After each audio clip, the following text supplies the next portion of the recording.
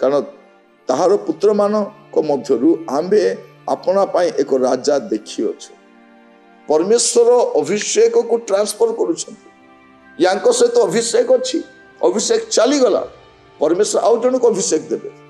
आउ जन को उठेबे आउ जन को व्यवहार करिवे परमेश्वर से करंती तेणु अभिषेक हरैबा परे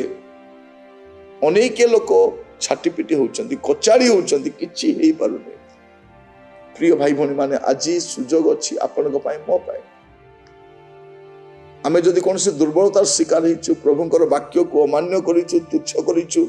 प्रभु तांकर दास पठे कि जजमेंट सुनाइबा पूर्व